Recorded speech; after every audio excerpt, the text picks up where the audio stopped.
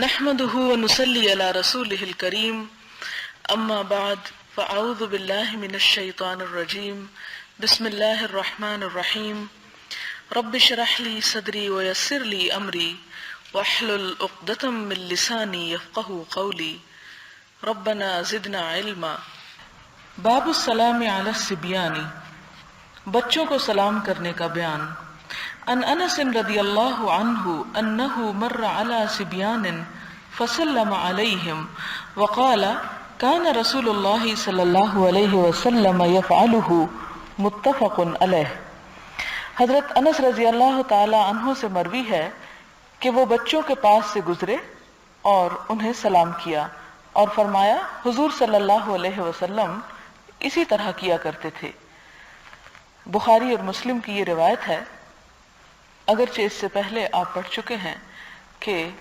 چھوٹوں پر فرض عائد ہوتا ہے کہ وہ بڑوں کو سلام کریں، لیکن بڑوں کو بھی بعض اوقات بچوں کو سلام کرنا چاہیے، اور خاص طور پر ایسی عمر میں جب کہ وہ سیکھ رہے ہوں، اور صرف کہنے سے بات نہیں بنتی جب تک کہ بچوں کو عمل کر کے نہ دکھایا جائے۔ لہٰذا بچوں کو ابتدا کرنے میں حضور صلی اللہ علیہ وسلم کی سنت کو بھی ملحوظ رکھنا چاہیے، اور اس سے ان کی تعلیم میں بھی آسانی ہوتی ہے۔ 137 نمبر باب ہے باب سلام الرجل علی زوجته والمرأة من محارمه وعلى أجنبية وأجنبيات لا يخاف الفتنة بهن وسلامهن بهذا الشرط۔ مرد کا اپنی بیوی کو، عورت کا اپنے محرموں کو سلام کہنا، اور اجنبی عورت یا عورتوں کو سلام کہنا جبکہ فتنے کا خطرہ نہ ہو، اسی طرح اس شرط کے ساتھ عورتوں کا اجنبی مردوں کو سلام کہنا۔ عن سہل بن سعد رضی اللہ عنہ قال كانت فينا امرأة وفي رواية كانت لنا عجوز تأخذ من أصول السلق فتطرحه في القدر وتكركر حبات من شعير فإذا صلينا الجمعة وانصرفنا نسلم عليها فتقدمه إلينا، رواه البخاری۔ حضرت سہل بن سعد رضی اللہ تعالی عنہ سے مروی ہے، فرمایا ہم میں ایک عورت تھی، اور ایک اور روایت میں ہے ہماری ایک بڑھیا تھی،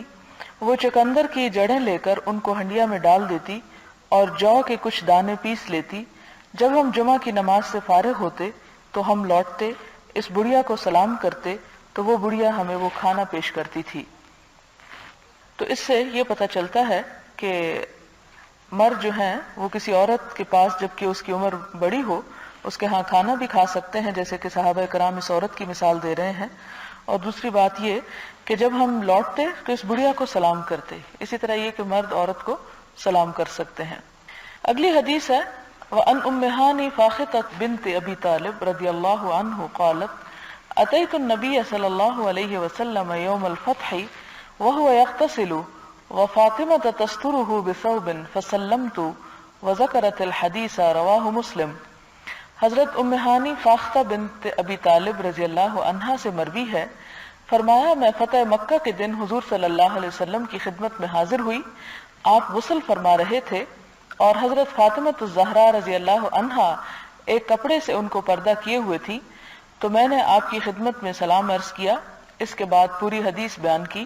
یہ مسلم کی روایت ہے۔ ام ہانی جو ہے جیسا کہ آپ یہاں نام سے دیکھ رہے ہیں کہ بنت ابی طالب ہیں، جو حضور صلی اللہ علیہ وسلم کے چچا کی بیٹی ہیں، اور یہ اپنا واقعہ بتاتی ہیں کہ میں فتح مکہ کے دن حضور صلی اللہ علیہ وسلم کی خدمت میں حاضر ہوئی۔ ام ہانی کا یہ اعزاز بھی آپ کو معلوم ہوگا کہ حضور صلی اللہ علیہ وسلم جب معراج پہ تشریف لے گئے تو اس رات ام ہانی کے ہاں ہی تشریف فرما تھے،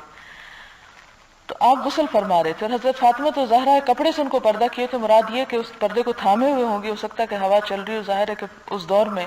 اس طرح کے باتھ رومز نہیں تھے کہ جن کے دروازے ہوں، لوگ عموماً کپڑے ڈال کر ہی اپنے آپ کو چھپایا کرتے تھے، اور بعض اوقات گھر میں اور کوئی اگر طریقہ ایسا نہ ہوتا تو کپڑے کو پکڑ کے رکھا جاتا، تو اسی کی طرف اشارہ ہے یہاں۔ تو میں نے آپ کی خدمت میں سلام عرض کیا، اس کے بعد پوری حدیث بیان کی۔ یعنی اس میں دو باتیں پتہ چلتی ہیں، ایک تو یہ ہے کہ آپ کی چچا کی بیٹی ہیں، تو جس کا مطلب یہ ہے کہ کزنز ایک دوسرے کو سلام کر سکتے ہیں، اور دوسری بات یہ ہے کہ انسان جب کسی کے گھر میں داخل ہو تو اگر گھر والا کسی بھی ایسی کنڈیشن میں ہو جس کا پہلے سے علم نہ ہو، مثال کے طور پر اگر وہ نہا رہا ہو تو باہر سے آنے والوں کو حسب عادت سلام کر دینا چاہیے. پھر یہ الگ بات ہے کہ باتھ روم میں اگر کوئی ہو تو اسے سلام کا جواب نہیں دینا چاہیے. حضرت اسماء بنت یزید رضی اللہ تعالی عنہا سے مروی ہے، فرمایا حضور صلی اللہ علیہ وسلم ہم عورتوں کی جماعت کے پاس سے گزرے تو آپ نے ہمیں سلام فرمایا. یعنی خواتین کہیں اکٹھی بیٹھی تھیں، آپ صلی اللہ علیہ وسلم کا پاس سے گزر ہوا تو آپ نے ان عورتوں کو سلام کیا، جس سے یہ ثابت ہوتا ہے کہ اگر کوئی مرد عورتوں کی جماعت کے پاس سے گزرے تو ان کو سلام کر سکتا ہے. اسی طرح یہ عبارت ابو داؤد کی ہے اور ترمذی کے الفاظ یہ ہیں کہ حضور صلی اللہ علیہ وسلم ایک دن مسجد سے گزرے تو عورتوں کی ایک جماعت بیٹھی ہوئی تھی، تو حضور صلی اللہ علیہ وسلم نے سلام کے ساتھ ہاتھ سے اشارہ بھی فرمایا. یعنی بعض اوقات انسان دور ہوتا ہے اور آواز نہ پہنچنے کا اندیشہ ہوتا ہے، ایسی صورت میں سلام کو یقینی بنانے کے لیے انسان کو زبان کے ساتھ ہاتھ سے بھی اشارہ کر دینا چاہیے تاکہ میسج کنوے ہو جائے. اگلا باب ہے باب تحریم ابتداء الکافر بالسلام وکیفیت الرد علیہم واستحباب السلام علی اہل مجلس فیہم مسلمون وکفار. کافروں کو پہلے سلام کہنے کی حرمت، ان کے سلام کے جواب کی کیفیت، اور جس مجلس میں مسلمان اور کفار سبھی ہوں ان کو سلام کہنے کے مستحب ہونے کا بیان. عن ابی ہریرہ رضی اللہ عنہ، حضرت ابو ہریرہ رضی اللہ عنہ سے مروی ہے کہ حضور صلی اللہ علیہ وسلم نے فرمایا یہودیوں اور عیسائیوں کو پہلے سلام نہ کرو، اور اگر ان میں سے کسی کو راستے میں ملو تو اس کو تنگ راستے کی طرف جانے پر مجبور کرو. اور یہ اس لیے تعلیم دی گئی تاکہ انہیں احساس ہو کہ انہوں نے اسلام کو قبول نہ کر کے، حضور صلی اللہ علیہ وسلم کی نبوت کو قبول نہ کر کے دنیا میں بھی اپنے لیے عزت کا مقام نہیں چھوڑا. یہ بات اس وقت تو مسلمان کر سکتے تھے جب اسلام کا غلبہ تھا، لیکن آج مسلمانوں کے لیے رستے تنگ ہو گئے ہیں اور دوسرے لوگوں کے لیے ہم نے کھول دیے ہیں. اس میں آپ دیکھیں کہ بنیادی بات یہ ہے کہ مسلمانوں کو اسلام نے آ کر ذہنی اور فکری آزادی جو بخشی، اس کی وجہ سے مسلمانوں کے درمیان علم کے میدان میں ترقی ہوئی اور علمی قوت مسلمانوں کو نصیب ہوئی، اور دنیا کے ہر علم کے جو امام بنے. اور آپ دیکھتے ہیں کہ اگر دنیا کی تاریخ کا جائزہ لیا جائے اور جب سے یہ پیریڈ شروع ہوتا ہے اویئرنس کا، اس میں ہم دیکھتے ہیں کہ ایک تو رومنز کا دور تھا جو 200-300 سال تک محیط ہے، اس کے بعد اسلام کی باری آئی اور تقریباً 1200 سال تک مسلمان جو تھے وہ علم کی مسند پر فائز رہے. آپ دیکھیں کہ طب ہو یا کیمیا ہو یا الجبرا ہو، ریاضی ہو، ہر میدان میں مسلمان ٹاپ پر نظر آتے ہیں، اور ساری دنیا اس وقت اندھیروں میں ڈوبی ہوئی تھی. اور یہ تقریباً 1000 سال سے زیادہ عرصے تک مسلمان دنیا میں غالب رہے ہیں. اس کے بعد جب مسلمانوں کا زوال شروع ہوا تو پچھلے 200-250 سال سے یورپی اقوام جو ہیں وہ سائنس کی دنیا میں ترقی کر گئی، اور اس ترقی کا انحصار بھی مسلمانوں کے علوم و فنون سے وہ سب کچھ حاصل کرنے پر ہے. آپ کو معلوم ہوگا کہ مسلمانوں کی جب فتوحات ہوئیں تو صرف ایشیا اور افریقہ مسلمان نہیں ہوا بلکہ وہ یورپ کے اندر بھی داخل ہوئے، اسپین پر بھی قبضہ کیا، اور اسپین تک وہ تمام علوم پہنچے، اور اسپین ایک برج بنا مسلمانوں اور یورپ کے درمیان کہ وہاں سے پھر وہ علوم ان تک منتقل ہو گئے اور مسلمان واپس سمٹ آئے. یعنی دنیا کی تاریخ میں اس وقت بھی تاریخ کے اعتبار سے مسلمان جو ہیں وہ علم کے اعتبار سے دوسری تمام قوموں پر فوقیت رکھتے ہیں. یہی وجہ ہے کہ لائبریری آف کانگریس میں اس وقت بھی یہ بات سامنے لکھی ہوئی موجود ہے کہ دنیا کی مختلف تہذیبوں نے دنیا کو کیا دیا، تو اس میں اسلام کے آگے سائنس کا نام ہے کہ سائنس کے دراصل موجد اور ابتدا کرنے والے مسلمان ہی تھے. اور اس کی بنیادی وجہ یہ ہے کہ اسلام میں فکر کی یعنی سوچنے پر پابندی نہیں، اور آزاد تھنکنگ اور آزادی کے ساتھ اور تنقید کے ساتھ اور اختلاف کی گنجائش کے ساتھ ترقی ہوئی. آپ دیکھیں کہ دوسرے مذاہب کے اندر بلائنڈ فیتھ کا تصور ملتا ہے، اسلام کے اندر بلائنڈ فیتھ نہیں ہے. اسلام کوشچن کرنے کو برا نہیں کہتا اگر وہ کسی مقصد کے لیے ہو. حضور صلی اللہ علیہ وسلم نے بیکار اور بے معنی سوالات کو تو ڈسکریج کیا، لیکن آپ نے یہ بھی فرمایا کہ بہترین سوال نصف علم ہوتا ہے، یعنی آدھا علم انسان ویسے حاصل کرتا ہے اور آدھا علم انسان سوال کے ذریعے حاصل کرتا ہے. اور قرآن پاک میں آپ دیکھیں کہ حضرت آدم علیہ السلام کہ جب دنیا میں اتارے جانے کی بات ہوئی تو فرمایا بعضکم لبعض عدو، کہ تم میں سے بعض یعنی انسان بعض کے دشمن ہوں گے. یہ کہہ کر یہ بتا دیا گیا کہ انسانوں کے درمیان اختلاف ایک لازمی چیز ہے. اصل بات یہ نہیں کہ زندہ رہنے کے لیے اختلاف کو ختم کر دیا جائے، اختلاف ختم نہیں ہو سکتا کیونکہ وہ تو انسان کی فطرت میں ڈال دیا گیا، اور کسی بھی ہیلدی ایکٹیویٹی کے لیے اختلاف ضروری ہے۔ اگر سارے لوگ ایک ہی طرح سوچنا شروع کر دیں تو پھر کوئی کچھ بھی نہیں سوچے گا، اور سوچ آگے نہیں بڑھے گی تو علم و فن ترقی نہیں کر سکتا۔ لہذا اختلاف تو اپنی جگہ ہوگا، اور اس میں ہم ابتدائی طور پر دیکھتے ہیں کہ سب سے پہلے مسلمانوں کے درمیان جو اختلاف پیدا ہوا وہ قرآن پاک کی قرأت پر تھا، کہ مختلف یعنی آیات کے اوپر زبر زیر کا جو اختلاف ہے، آپ سمپل الفاظ میں یوں سمجھ سکتے ہیں، تو اس پر اختلاف پیدا ہوا، ایک اس کو ایک طرف پڑھتا تھا، دوسرا دوسری طرف، تو اس سے مسلمانوں کے درمیان علم نحو اور علم یعنی گرامر کا علم جو تھا وہ وجود میں آیا کہ کس لفظ کو کس طرح پڑھا جائے۔ پھر اسی طرح جب معنی کے اندر اختلاف پیدا ہوا کہ ایک لفظ کا کیا معنی کیا جائے گا، تو ڈکشنریز وجود میں آئیں، اور آپ کو معلوم ہے کہ ڈکشنری کے موجد مسلمان ہیں۔ آپ کو یہ بھی معلوم ہوگا کہ یورپ میں پہلی ڈکشنری 17ویں صدی میں سامنے آتی ہے، جبکہ مسلمانوں نے 1000 سال پہلے ڈکشنری جو تھی اس کی ابتدا کی۔ خلیل بن احمد نے پہلی کتاب کتاب العین کے نام سے پہلی ڈکشنری جو تھی وہ مرتب کی۔ پھر اسی طرح قرآن پاک کی تفاسیر کے اندر بے شمار ترقی ہوئی۔ پھر اسی طرح جب مسلمانوں کا ٹکراؤ پہلے آپس میں ہوا تو یہ علوم و فنون وجود میں آئے۔ اس کے بعد مسلمانوں کا جب فتوحات بڑھی اور دوسری قوموں کے ساتھ ٹکراؤ پیدا ہوا تو اس میں ہم دیکھتے ہیں کہ پھر علم الکلام اور علم الاصول جیسے اور فلسفہ جیسی چیزیں جو ہیں وہ مسلمانوں کے درمیان خوب رواج پا گئیں، جس میں ہارون اور مامون کا دور جو ہے وہ اس اعتبار سے بہت ترقی یافتہ دور ہے۔ اور پھر اس کے بعد ہم دیکھتے ہیں کہ یہی چیزیں آگے بڑھتے بڑھتے دنیا میں نئے نئے علوم اور نئے نئے فنون کا سبب بنی، اور اگر سب لوگ ایک ہی جیسا سوچتے تو اس سے تحقیق کے دروازے نہ کھلتے، اس سے علمی ترقی کے دروازے نہ کھلتے۔ تو یہاں پر بھی جو بات ہمیں پتہ چل رہی ہے وہ یہ جو کہا گیا کہ یہودی اور عیسائیوں کو پہلے سلام نہ کرو، اور کسی کو پہلے سلام کرنے کا مطلب یہ ہے کہ آپ اس سے محبت کرتے ہیں، آپ اس کی عزت کرتے ہیں، اور اگر کبھی ایسا موقع آئے تو ہیلو وغیرہ کہہ دینا چاہیے، لیکن وہ مخصوص الفاظ جو ہیں ان کی ادا کرنے کی اجازت نہیں۔ اس کی وجہ کیا ہے؟ کیا اسلام اتنا تنگ نظر اور تنگ دل ہے؟ نہیں، ایسی بات نہیں ہے۔ السلام اللہ تعالیٰ کی ایک صفت بھی ہے، اور السلام علیکم کا مطلب یہ ہے کہ تم پر مکمل پیس ہو، اطمینان ہو، سلامتی ہو۔ اور حقیقت یہ ہے کہ ایک مسلمان اور اس کا دشمن آپس میں کبھی ایسی سلامتی کے ساتھ رہ نہیں سکتے۔ تو اسلام میں کوئی بھی الفاظ صرف الفاظ کے طور پر اور منافقت کے طور پر استعمال نہیں کیے جاتے، وہ الفاظ ادا کرنے کو بھی منع کیا گیا، جیسے کہ قرآن پاک میں آتا ہے یا ایھا الذین آمنوا لم تقولون ما لا تفعلون، تم وہ بات کہتے کیوں ہو جو کرتے نہیں ہو۔ کبر مقتا عند اللہ ان تقولوا ما لا تفعلون، اللہ کے نزدیک بڑی غضب دلانے والی ہے یہ بات کہ تم کہو کچھ اور کرو کچھ، یعنی جو بات کہو وہ صرف الفاظ نہ ہو بلکہ ان کے اندر معنی بھی ہو اور ان کی روح بھی ہو اور وہ بامقصد بھی ہو، اس لیے کہ جب تک کسی لفظ کے پیچھے معنی نہیں ہوتا وہ لفظ بولنے والا جو ہے وہ احمق قرار پائے گا۔ اسی لیے مسلمان چونکہ مسلمان ہی کو دعا دے سکتا ہے، اور وہ شخص جو اسلام قبول نہ کرے، جیسے کہ آپ صلی اللہ علیہ وسلم نے غیر مسلم بادشاہوں کو جب خط لکھے تو سب کو جو سلام لکھا اس سلام کے لکھنے کا طریقہ یہ تھا والسلام علی من اتبع الہدی، کہ سلامتی ہو اس پر جو ہدایت کی پیروی کر لے، اور حقیقت میں سلامت وہی رہ سکتا ہے، آخرت کے عذاب سے وہی بچ سکتا ہے کہ جو اسلام کو قبول کر لے، اور جو اسلام کو قبول نہ کرے اس کے لیے سلام یا پیس ہو نہیں سکتا، اس لیے کہنے سے بھی منع کر دیا گیا۔ پھر اس کے بعد اگلی حدیث حضرت انس رضی اللہ تعالی عنہ کی ہے، فرماتے ہیں کہ حضور صلی اللہ علیہ وسلم نے فرمایا جب کوئی اہل کتاب تم کو سلام کرے تو صرف یہ کہو وعلیکم،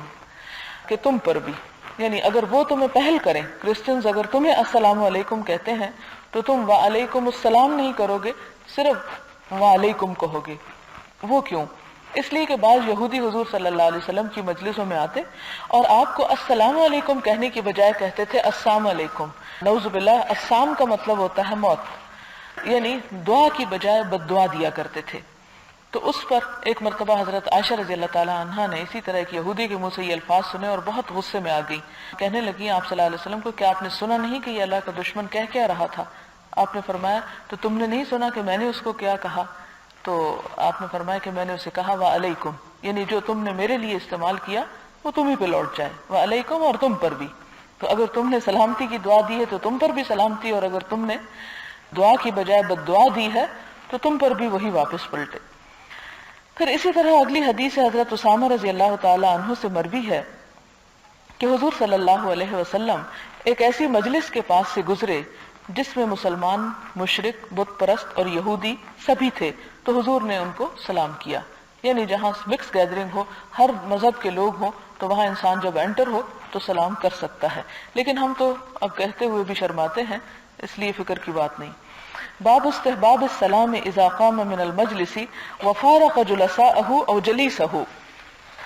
یعنی کسی مجلس میں داخل ہونے کے وقت تو سلام کیا ہی جاتا ہے. یہاں پر یہ بتایا جا رہا ہے کہ مجلس سے اٹھتے یا ہم نشینوں سے علیحدہ ہوتے وقت سلام کرنے کے مستحب ہونے کا بیان، یعنی جب انسان جدا ہو کسی سے تو اس وقت بھی سلام کرنا چاہیے.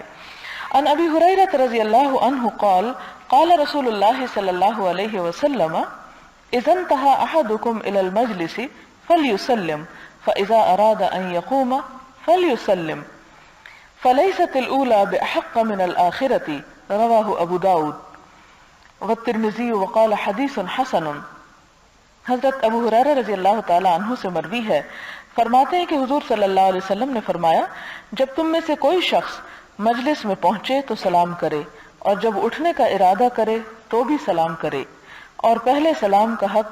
دوسرے سلام سے زیادہ نہیں. یعنی پہلی دفعہ سلام کرنا بھی ایسا ہی ہے جیسے جدا ہوتے وقت، یعنی دونوں دفعہ کرنا اپنے اجر اور ثواب میں برابر اہمیت رکھتا ہے. یعنی یہ نہیں کہ صرف کسی سے ملاقات کرتے وقت سلام کہا جائے اور خدا حافظ کہتے ہوئے نہ کیا جائے، نہیں، دونوں وقت میں کہنا برابر کا اجر رکھتا ہے. اس کے بعد اجازت لینے اور اس کے آداب کا بیان ہے.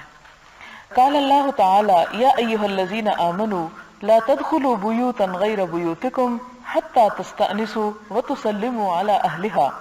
وقال تعالی وَإِذَا بَلَغَ الْأَطْفَالُ مِنْكُمُ الْحُلُمَ فَلْيَسْتَأْذِنُوا كَمَا اسْتَأْذَنَ الَّذِينَ مِنْ قَبْلِهِمْ. اللہ تعالیٰ نے ارشاد فرمایا، اے ایمان والو، نہ داخل ہوا کرو دوسروں کے گھروں میں اپنے گھروں کے سوا جب تک تم اجازت نہ لے لو، اور سلام نہ کر لو ان گھروں میں رہنے والوں پر. یعنی اپنے گھر میں بھی داخل ہوتے ہوئے پہلا کام سلام ہونا چاہیے، اور اسی طرح دوسروں کے گھروں میں بھی داخل ہوتے وقت سلام کیا جانا چاہیے. اور دوسری آیت میں ہے، اور جب حد بلوغ کو پہنچ جائیں تمہارے لڑکے، یعنی تمہارے اپنے بچے جب بالغ ہو جائیں تو وہ بھی اجازت طلب کریں، یعنی بیڈ روم میں آنے کے لیے یا گھر میں داخل ہونے کے لیے جس طرح وہ اجازت طلب کرتے ہیں جو ان سے پہلے ہیں، یعنی بڑے لوگ، یعنی جس طرح بڑے گھر کے مرد اجازت مانگتے ہیں، اسی طرح نوجوان بچوں کو بھی اجازت کی عادت ڈالنی چاہیے. اور اس کے بارے میں یہ ہے کہ ایک صحابی نے عرض کیا کہ اللہ کے رسول صلی اللہ علیہ وسلم، میری والدہ بوڑھی ہیں اور میں ہی ان کی خدمت کرتا ہوں، تو کیا ان کے پاس جاتے ہوئے بھی میں اجازت ان سے مانگا کروں؟ تو آپ نے فرمایا کہ کیا تم یہ چاہو گے کہ تم اپنی ماں کو براہ نہ دیکھو؟ یعنی جب تم اس کے پاس جاؤ تو اسے اطلاع دو کہ تم آ رہے ہو. ایسا نہ ہو کہ وہ خواہ بیمار ہے یا بڑھیا ہے تو کسی ایسی کنڈیشن میں بیٹھی ہوئی ہو کہ تمہارا دیکھنا اس کو ناگوار ہو. تو اس لیے اولاد کو ماں باپ کے پاس جاتے ہوئے بھی پہلے اطلاع دینی چاہیے. اطلاع دینے سے مراد یہ نہیں کہ کسی کے ہاتھ میسج بھیجنا چاہیے، انسان نوک کر سکتا ہے، انسان کھنکھار سکتا ہے، انسان سلام کے ذریعے اطلاع دے سکتا ہے کہ داخل ہو رہے ہیں، تاکہ دوسرا شخص اپنے آپ کو، اپنے حلیے کو درست کر لے. اس میں ایک حدیث ہے، حضرت ابو موسیٰ اشعری سے روایت ہے کہ حضور صلی اللہ علیہ وسلم نے فرمایا 3 مرتبہ اجازت مانگو، اور اگر اجازت مل جائے تو ٹھیک، ورنہ واپس لوٹ جاؤ. یعنی جب کسی کے گھر میں داخل ہو تو 3 دفعہ سلام کرو، اور اگر کوئی جواب نہ دے اور نوک کرنے پہ کوئی دروازہ نہ کھولے تو واپس چلے جاؤ. جیسا کہ قرآن پاک میں بھی آتا ہے کہ وَإِذَا قِيلَ لَكُمُ ارْجِعُوا فَارْجِعُوا هُوَ أَزْكَىٰ لَكُمْ، اور جب تم سے یہ کہہ دیا جائے کہ واپس چلے جاؤ، یعنی اس وقت نہیں ہے یا مصروفیت ہے یا اٹینڈ نہیں کر سکتے، تو واپس چلے جاؤ اور اس بات کو مائنڈ نہ کرو. اذا قیل لکم ارجعوا فارجعوا هو ازکیٰ لکم، یہ بات تمہارے لیے زیادہ پاکیزہ ہے بنسبت اس کے کہ تم کسی کے نہ چاہنے کے باوجود اس کے گھر داخل ہو جاؤ اور وہ تمہیں پوری طرح توجہ نہ دے سکے، وہ یا اس محبت یا کیئر سے نہ مل سکے، اور پھر تمہارا موڈ خراب ہو اور تعلقات بگڑیں. تو اس سے بہتر ہے کہ اس کے اجازت نہ دینے کو ہی تم مائنڈ نہ کرو. اور اللہ تعالیٰ نے واضح احکامات اور صاف صاف باتیں اس لیے ہم سب کو بتا دی تاکہ ہم سب کا اس میں بھلا ہو، اور ہم سب اس سے، یعنی ایسے معاشرتی تنگیوں سے کہ جس میں ہم صرف مروت کے مارے دوسروں کو کہہ دیتے ہیں کہ ہاں ٹھیک ہے آپ آ جائیں، لیکن دل نہیں چاہتا، تو یہ بھی ایک طرح کی منافقت ہے. اور دوسری بات یہ ہے کہ بعض اوقات انسان کی ایسی مصروفیت ہو سکتی ہے، ایسی وجہ ہو سکتی ہے، کوئی ایسا کام گھر پہ ہو سکتا ہے کہ جس کی وجہ سے انسان کسی مہمان کو یا کسی ملاقات کے لیے آنے والے کو پوری طرح توجہ نہیں دے سکتا. تو ایسی صورت میں اگر کوئی شخص ملنے سے انکار کرتا ہے تو اسلام کی نظر میں وہ گناہگار نہیں ہے. لیکن اس کا یہ مطلب نہیں کہ کوئی انسان کبھی کسی کو ملے ہی نہ، لیکن اللہ تعالیٰ پھر دیکھ رہے ہیں کہ جس نے اجازت نہیں دی اس نے کس وجہ سے اور کس عذر اور کس مجبوری سے نہیں دی. پھر اس کے بعد اگلی حدیث ہے، حضرت سہل بن سعد رضی اللہ تعالیٰ عنہ سے مروی ہے، فرماتے ہیں کہ حضور صلی اللہ علیہ وسلم نے فرمایا اجازت طلب کرنے کا حکم آنکھ کی وجہ سے دیا گیا ہے. آنکھ کی وجہ سے دیا گیا ہے یعنی گھر والوں کی پرائیویسی جو ہے اس میں کوئی دخل انداز نہ ہو، اور وہ باتیں جو انسان دوسروں کو نہیں بتانا چاہتا وہ کسی کے سامنے عیاں نہ ہو. یعنی بہت سی چیزیں ایسی ہوتی ہیں ہر شخص کی زندگی میں کہ جسے وہ دوسروں کے سامنے ظاہر کرنا باعث شرم سمجھتا ہے، اور اس پر حضور صلی اللہ علیہ وسلم کی بہت سخت ایک حدیث آتی ہے. اس روایت میں آتا ہے کہ آپ نے فرمایا کہ اگر کوئی شخص کسی کے گھر میں جھانکے اور اس پر وہ اس کی آنکھ پھوڑ دے تو اس پہ کچھ بھی اس کی پرسش نہ ہوگی، یعنی اس کا کوئی بدلہ نہ لیا جائے گا. اور اسی طرح ایک شخص نے آپ کے گھر میں بغیر اجازت کسی طرح جھانکا تو آپ کے ہاتھ میں تیر تھا اور آپ کو اتنا شدید غصہ آیا کہ یوں لگتا تھا کہ جیسے آپ اس کو تیر چبھو دیں گے. اور آپ نے فرمایا کہ جب آنکھ داخل ہو جائے تو اجازت کا کوئی مطلب نہیں، یعنی اجازت لینے کا یہ مطلب ہے کہ انسان دوسرے کے گھر میں کسی سوراخ سے کسی چیز سے جھانک کر دیکھ لے کیا کر رہے ہیں، سب معلوم کر لے اور پھر اس کے بعد کہ میں آ جاؤں، نہیں. اور اس سے آپ دیکھیں کہ اسلام تجسس سے بھی منع کرتا ہے، لیکن ہمارے ہاں عموماً معاشرتی تعلقات گھروں میں اس لیے بگڑتے ہیں کہ عموماً خاندانوں کے اندر جو رقابتیں چلتی ہیں اور ایک دوسرے کے خفیہ حالات معلوم کروائے جاتے ہیں. بعض اوقات بچوں کے ذریعے ایک دوسرے کی باتیں معلوم کرائی جاتی ہیں کہ فلاں کے گھر میں کون آیا، کیا پکا، کیا کیا، کس نے کس کو کیا دیا، اور اس قسم کی گھٹیا باتیں. تو یہ اسلامی نقطہ نظر سے ایک بد اخلاقی ہے اور اس سے بچنا چاہیے، اور یہ حرام چیزوں میں شامل ہو جاتا ہے کیونکہ تجسس کرنا کسی کے بارے میں پھر حرام ہے، اور کسی کی چھپی ہوئی باتوں کو معلوم کرنا. اور ہو سکتا ہے کہ انسان کسی کی ایسی چیز کو دیکھے جس کی بظاہر اسے کوئی توجیہ یا اس کا کوئی مطلب سمجھ میں نہ آئے اور وہ اس کے بارے میں بدگمان ہو جائے اور تعلقات کی خرابی کا ابتدا ہو جائے. تو اس لیے یہ تمام پہلے سے ہی سٹیپس اور پہلے سے ہی وارننگز دی گئی اور پہلے سے ہی بند بات دیے گئے کہ کوئی اس حد تک نہ جا پہنچے کہ جس سے پھر تعلق بگڑ جائے. پھر اگلی حدیث حضرت ربی بن حراش سے مروی ہے، کہتے ہیں ہمیں بنو عامر کے ایک شخص نے یہ بات بتائی کہ اس نے حضور صلی اللہ علیہ وسلم سے اجازت طلب کی. آپ گھر میں تشریف فرما تھے. اس نے عرض کیا کیا میں داخل ہو جاؤں؟ حضور صلی اللہ علیہ وسلم نے اپنے خادم سے فرمایا باہر اس آدمی کے پاس جاؤ اور اس کو اجازت طلب کرنے کا طریقہ سکھاؤ. اس سے کہو کہ یہ کہے السلام علیکم، کیا میں اندر داخل ہو سکتا ہوں؟ اس آدمی نے حضور صلی اللہ علیہ وسلم کی بات سن لی اور فوراً ہی عرض کیا السلام علیکم، کیا میں داخل ہو سکتا ہوں؟ تو حضور صلی اللہ علیہ وسلم نے اس کو اجازت عطا کی اور وہ اندر داخل ہو گیا.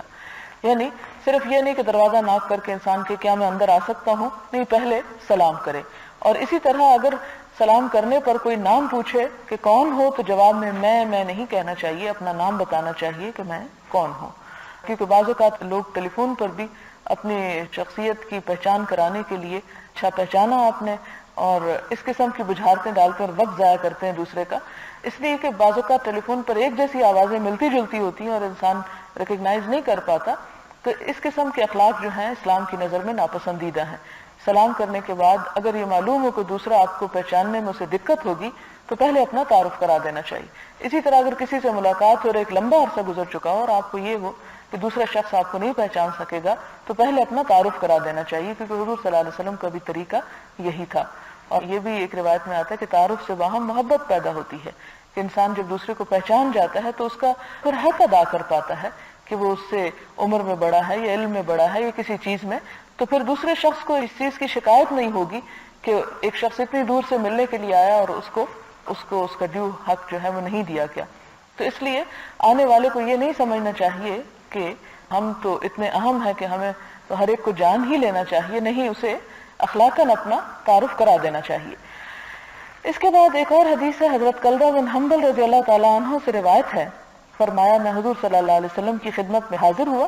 میں اندر داخل ہوا اور سلام عرض نہ کیا تو حضور صلی اللہ علیہ وسلم نے فرمایا واپس جاؤ اور یہ کہو السلام علیکم، کیا میں داخل ہو سکتا ہوں؟ یعنی آپ صلی اللہ علیہ وسلم بعض اوقات سکھانے کے لیے اس قسم کی سختی بھی کیا کرتے تھے تاکہ دوسرا شخص دوبارہ ایسا نہ کرے.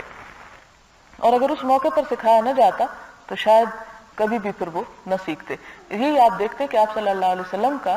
یہ ایک کمال ہے اور یہ ایک